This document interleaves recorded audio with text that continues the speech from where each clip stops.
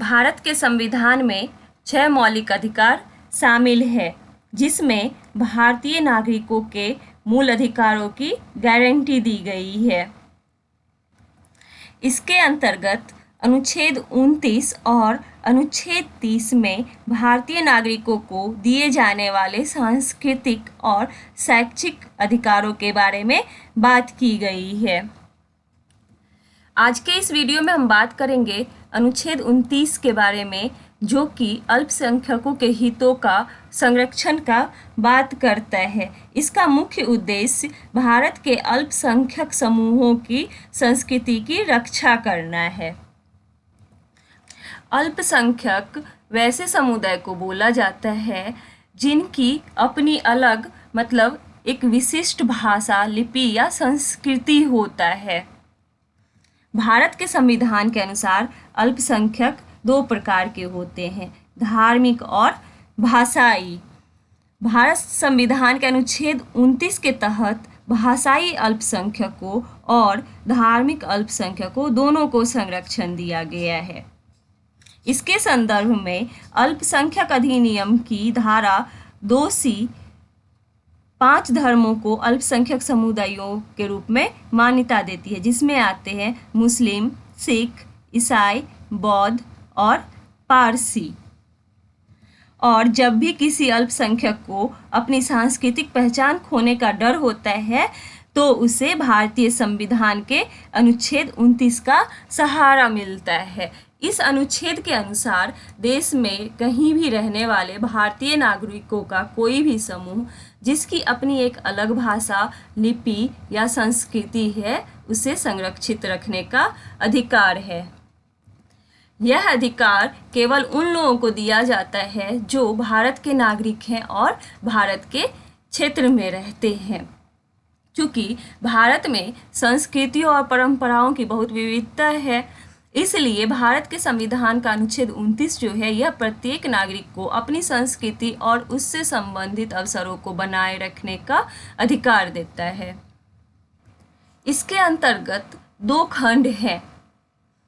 पहले खंड के हिसाब से भारत के राज्य क्षेत्र या उसके किसी भी भाग में निवास करने वाले नागरिकों के किसी वर्ग को जिसकी अपनी विशिष्ट भाषा, लिपि या संस्कृति हो, उसे बनाए रखने का अधिकार होगा। इस अधिकार का दावा करने के लिए निम्नलिखित शर्तें पूर्ण करनी होगी। इस अधिकार का दावा करने के लिए कुछ शर्तें हैं जो पूर्ण होनी चाहिए, जिसमें पहला है कि इसका दावा नागरिकों के किसी भी वर्ग द्वारा किया जा सकता है। इस प्रकार अधिकार नागरिकों का है, किसी अन्य का नहीं। दूसरा है नागरिकों का वह वर्ग भारत के राज्य क्षेत्र में निवास करता हो। तीसरा कंडीशन है नागरिकों के प्रत्येक वर्ग की अपनी अलग भाषा, लिपि या संस्कृति होनी चाहिए।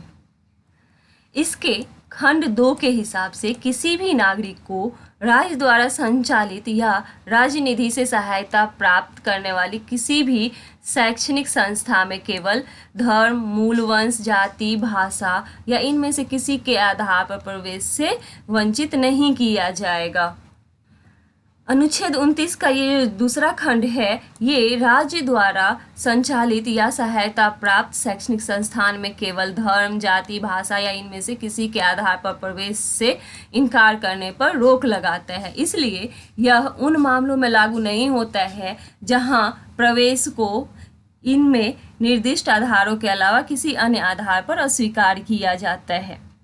जैसे कि जहां शैक्षणिक संस्थानों में सीटें राज्य सरकार द्वारा निवास या लिंग या उस राज्य के निवासियों की आवश्यकता के आधार पर आरक्षित की जाती है, वहां अनुच्छेद 2 का उल्लंघन नहीं होगा। जिन शैक्षणिक संस्थानों को राज्य से अनुदान प्राप्त होता है, उसमें प्रवेश लेने के लिए अनुच्छेद 29 का दूसरा खंड जो है, इसका प्रयोग नहीं किया जा सकता है। अब देखते हैं अनुच्छेद 29 का जो दूसरा खंड है और अनुच्छेद 15 जो कि समानता के अधिकार से संबंधित है, इसके पहले खंड के बीच में क्या अंतर है। अनुच्छेद 15 का पहला खंड जो है, यह धर्म, मूल वंश, जाति, लिंग या जन्म स्थान के आधार पर भेदभाव का निषेध करता है। जबकि अनुच्छेद 29 का दूसरा खंड धर्म, मूल, वंश, जाति या भाषा के आधार पर राज्य द्वारा सहायता प्राप्त शैक्षणिक संस्थानों में प्रवेश से इनकार पर रोक लगाता है। अनुच्छेद 15(1) जो है यह राज्य के विरुद्ध है, जबकि अनुच्छेद 29 का खंड दूसरा जो है ये राज्य के साथ साथ अन्यों के भी विरुद्ध है। मतलब राज्य द्वारा जो पोषित संस्थान है या फिर निजी व्यक्तियों के स्वामित्व वाली संस्थाएं जो राज्य से अनुदान प्राप्त करती है। अनुच्छेद 15 का पहला खंड जो है यह सामान्य रूप से सभी नागरिकों को भेदभाव से सुरक्षा प्रदान करता है, जबकि अनुच्छेद 29 का दूसरा खंड विशेष प्रकार के गलत कार्यों अर्थात राज्य द्वारा सहायता प्राप्त शैक्षणिक संस्थान में प्रवेश से इनकार करने के विरुद्ध सुरक्षा प्रदान करता है।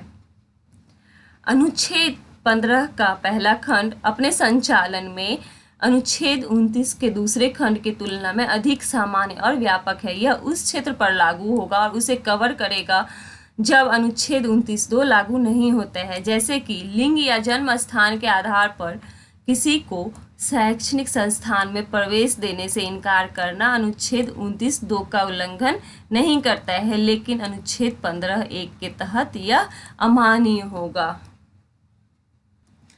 और इस तरह से अनुच्छेद 29 यह सुनिश्चित करता है कि भारत में रहने वाले किसी भी व्यक्ति को अपनी विशिष्ट भाषा, लिपि या संस्कृति को संरक्षित करने का अधिकार है और कोई भी राज्य, शैक्षणिक संस्थान या राज्य से सहायता प्राप्त करने वाला कोई भी संस्थान नस्ल, जाति, पंथ आदि के आधार पर किसी के साथ भेदभाव नहीं करेगा।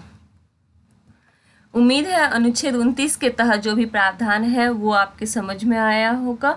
अगर ये वीडियो पसंद आए तो वीडियो को लाइक करें, चैनल को सब्सक्राइब करें। Thank you.